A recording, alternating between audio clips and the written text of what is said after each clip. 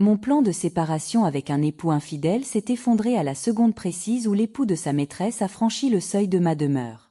Il s'est présenté devant moi avec une proposition surréaliste.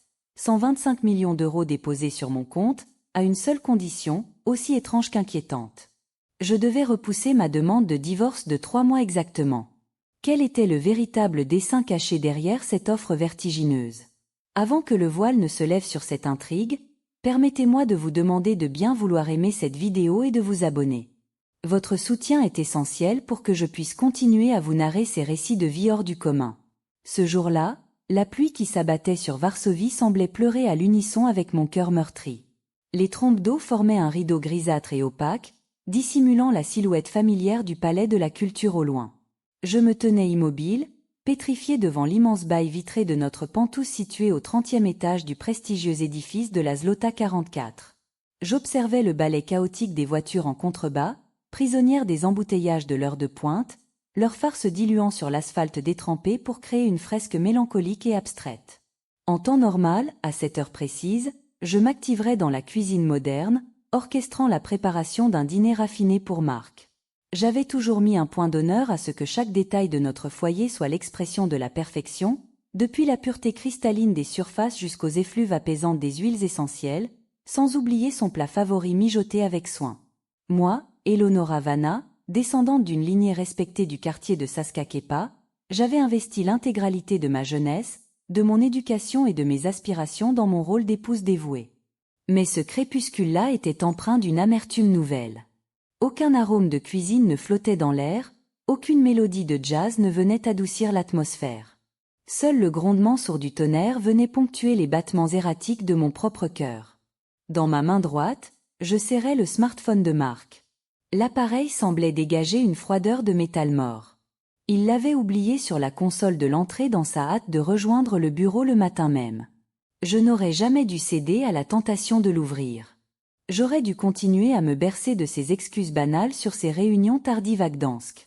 Mais une notification furtive sur l'écran verrouillé avait réduit mon univers en miettes. Mon plan de séparation avec un époux infidèle s'est effondré à la seconde précise où l'époux de sa maîtresse a franchi le seuil de ma demeure. Il s'est présenté devant moi avec une proposition surréaliste. 125 millions d'euros déposés sur mon compte, à une seule condition, aussi étrange qu'inquiétante. Je devais repousser ma demande de divorce de 3 mois exactement. Quel était le véritable dessein caché derrière cette offre vertigineuse? Avant que le voile ne se lève sur cette intrigue, permettez-moi de vous demander de bien vouloir aimer cette vidéo et de vous abonner. Votre soutien est essentiel pour que je puisse continuer à vous narrer ces récits de vie hors du commun. Ce jour-là, la pluie qui s'abattait sur Varsovie semblait pleurer à l'unisson avec mon cœur meurtri. Les trompes d'eau formaient un rideau grisâtre et opaque, dissimulant la silhouette familière du palais de la culture au loin. Je me tenais immobile, pétrifié devant l'immense bail vitré de notre Penthouse situé au 30e étage du prestigieux édifice de la Zlota 44. J'observais le ballet chaotique des voitures en contrebas, prisonnières des embouteillages de l'heure de pointe, leurs phares se diluant sur l'asphalte détrempé pour créer une fresque mélancolique et abstraite. En temps normal, à cette heure précise, je m'activerais dans la cuisine moderne, orchestrant la préparation d'un dîner raffiné pour Marc. J'avais toujours mis un point d'honneur à ce que chaque détail de notre foyer soit l'expression de la perfection, depuis la pureté cristalline des surfaces jusqu'aux effluves apaisantes des huiles essentielles, sans oublier son plat favori mijoté avec soin. Moi, Eleonora Vanna, descendante d'une lignée respectée du quartier de Saskakepa, j'avais investi l'intégralité de ma jeunesse, de mon éducation et de mes aspirations dans mon rôle d'épouse dévouée. Mais ce crépuscule-là était empreint d'une amertume nouvelle. Aucun arôme de cuisine ne flottait dans l'air, aucune mélodie de jazz ne venait adoucir l'atmosphère. Seul le grondement sourd du tonnerre venait ponctuer les battements erratiques de mon propre cœur. Dans ma main droite, je serrais le smartphone de Marc. L'appareil semblait dégager une froideur de métal mort. Il l'avait oublié sur la console de l'entrée dans sa hâte de rejoindre le bureau le matin même. Je n'aurais jamais dû céder à la tentation de l'ouvrir. J'aurais dû continuer à me bercer de ces excuses banales sur ces réunions tardives à Gdansk. Mais une notification furtive sur l'écran verrouillé avait réduit mon univers en miettes. Le message émanait d'une certaine Claudia. « Coucou mon chéri, un immense merci pour le virement après ma séance de shopping effrénée aujourd'hui. On se voit ce soir? Tu me manques déjà. Surtout, n'oublie pas de raconter une fable à ta stupide femme pour justifier ton retard. » Ces deux mots, stupide femme, tournaient en boucle dans mon esprit comme une lame de rasoir. C'était ainsi que l'homme pour qui j'avais tout sacrifié me percevait.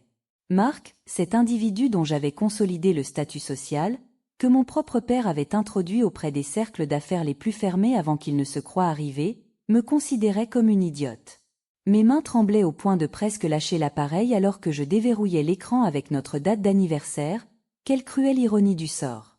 À l'intérieur, j'ai découvert un monde parallèle dont j'ignorais l'existence. Des clichés intimes de deux sur les plages des Seychelles alors qu'ils me prétendaient en conférence à Katowice. Des échanges d'une vulgarité révoltante, et le plus douloureux, les preuves de transferts financiers massifs vers les comptes de cette Claudia. Pourtant, la semaine passée, Marc m'avait imploré de restreindre mon train de vie, prétextant que sa firme avait besoin d'un apport de capital urgent. Quel toupet monstrueux! Les larmes que j'avais contenues durant des heures ont fini par dévaler mes joues, brûlant ma peau comme un poison. J'ai jeté l'appareil sur le cuir italien du divan. Les preuves étaient là, irréfutables et dévastatrices. Ma dignité de femme et d'épouse venait d'être foulée aux pieds. J'ai marché vers la chambre principale, mes pas étant lourds de cette certitude nouvelle. J'ai sorti ma plus grande valise du dressing. Ce soir, dès son retour, je lui jetterai les documents de dissolution de notre union au visage et je quitterai ce palais de verre. Je préférais la modeste demeure de mes parents à Saska-Kepa plutôt que ce mensonge doré. Mais mes pensées se sont soudainement tournées vers la réalité financière de mes géniteurs. L'entreprise de mon père Jean était au bord de la défaillance systémique. Notre villa historique, le dernier vestige de la grandeur de mon grand-père, risquait d'être saisie par les autorités financières. J'avais espéré que la réussite de Marc pourrait sauver notre héritage, mais il gaspillait notre avenir pour les caprices d'une briseuse de foyer. Le carillon de l'entrée a retenti brusquement, brisant le fil de mes sombres réflexions.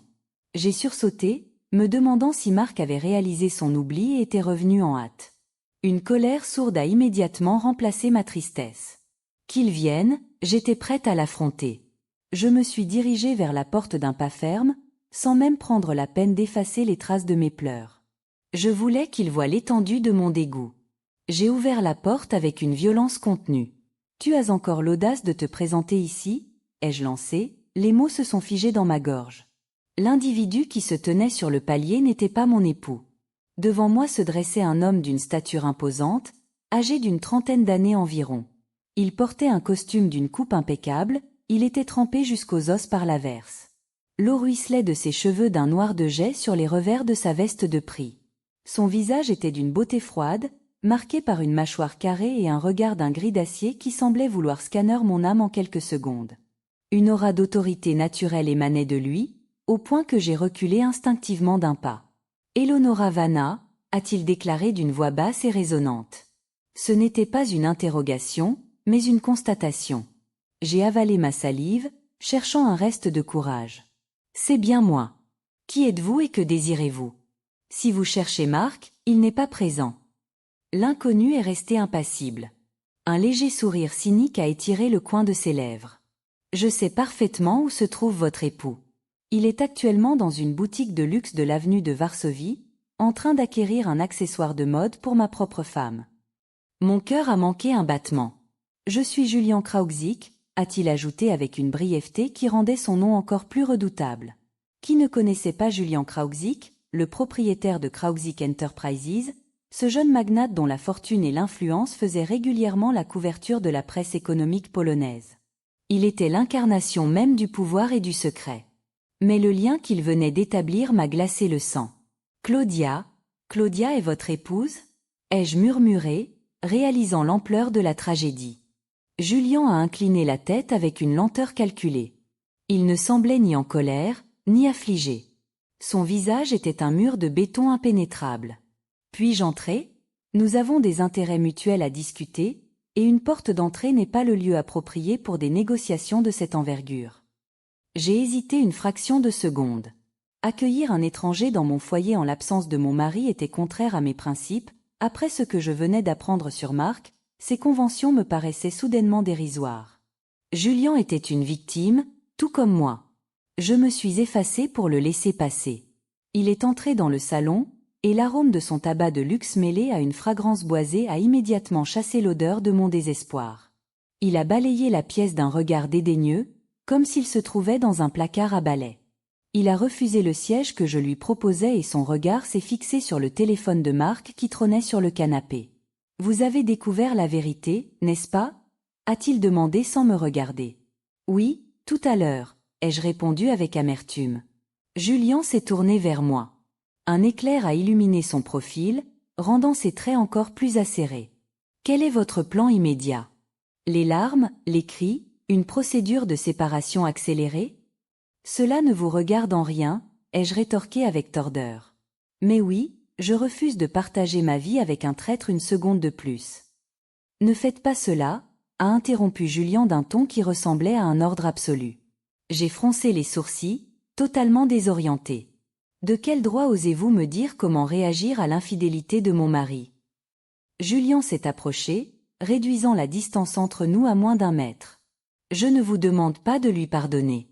Je vous propose un pacte. Une véritable rétribution.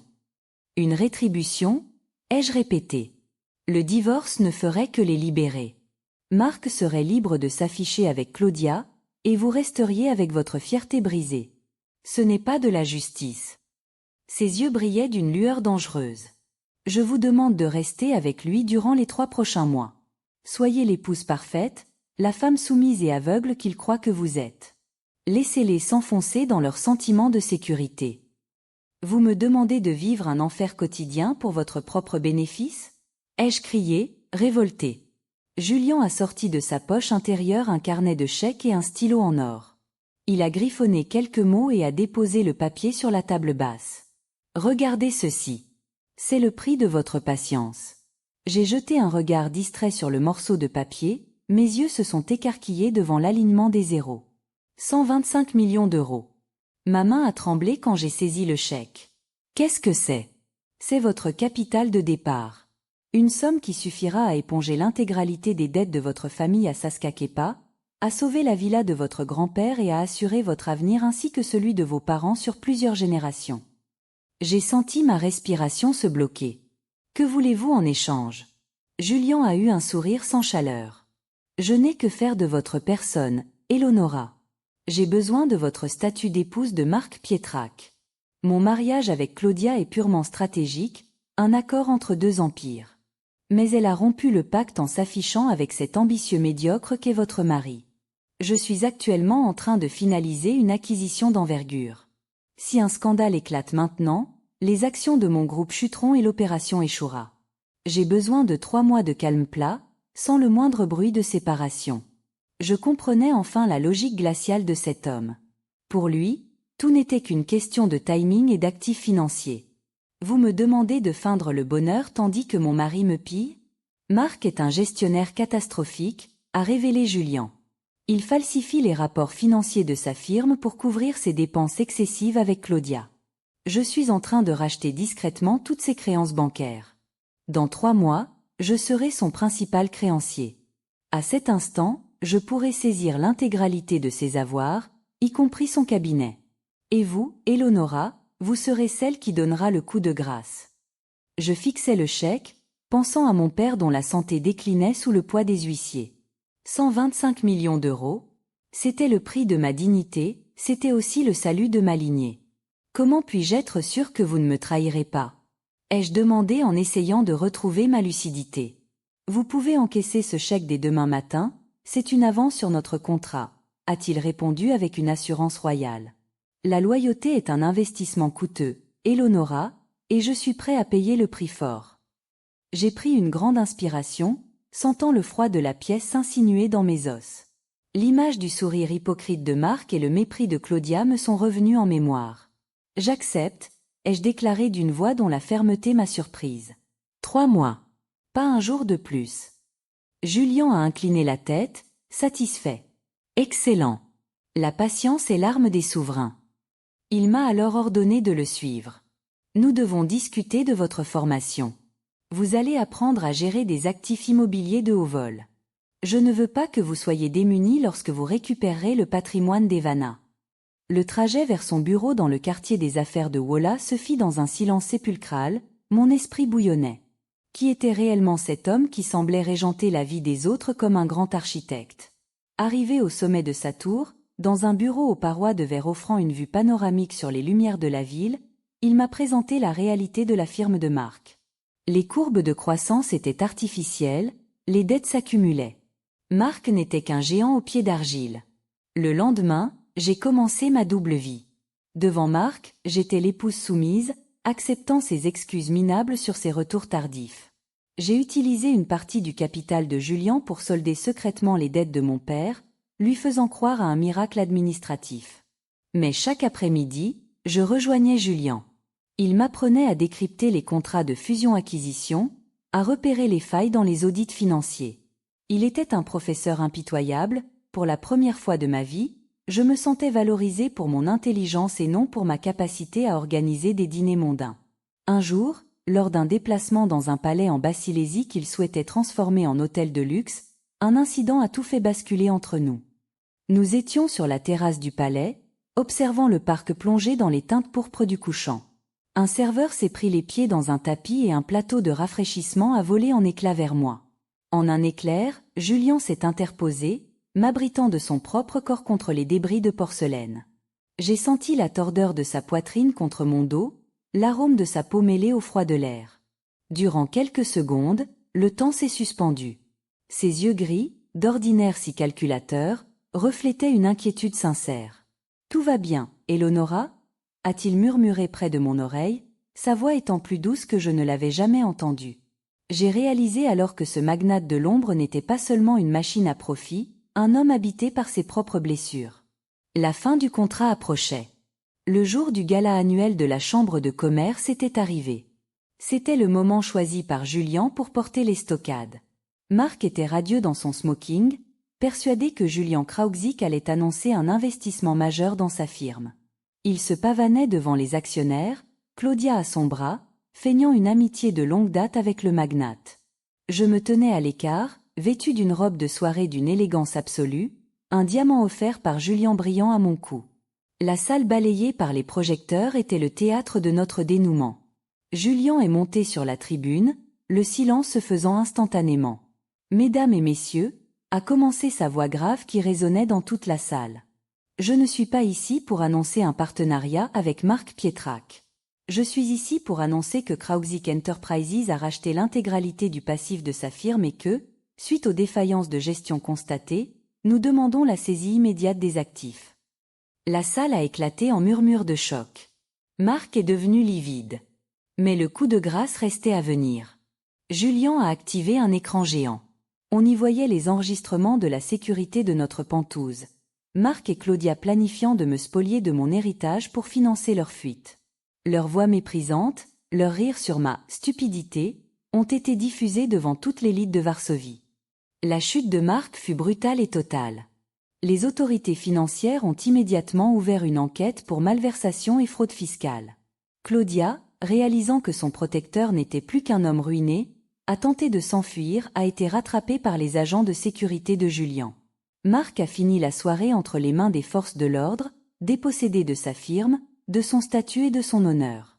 Je suis sorti de la salle de réception, sentant le poids de cette année de mensonges s'évaporer enfin.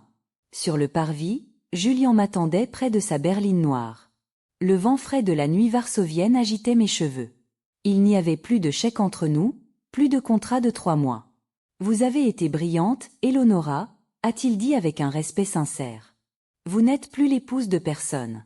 Vous êtes la directrice de la Fondation Vanna pour la préservation du patrimoine. » J'ai regardé les lumières de la ville, réalisant que ma véritable vengeance n'avait pas été de détruire Mark, de me retrouver moi-même. Julian s'est approché, me tendant une main protectrice. « Le contrat est terminé, peut-être pourrions-nous en initier un nouveau, sans clause de sortie cette fois ?» Aujourd'hui, j'habite toujours à Saskakepa, la villa a retrouvé son éclat d'autrefois. Mon père Jean cultive à nouveau ses roses, l'esprit en paix. Mark attend son procès dans la solitude d'une cellule, loin du luxe de la Zlota 44. Quant à moi, je ne suis plus la « stupide femme » que l'on manipule. Je suis Eleonora Vanna, je sais désormais que la justice du destin n'est pas une fable pour enfants, une réalité qui finit toujours par s'écrire sur le papier blanc de la vérité. Le silence de mon foyer n'est plus un poids, la mélodie de ma propre liberté retrouvée.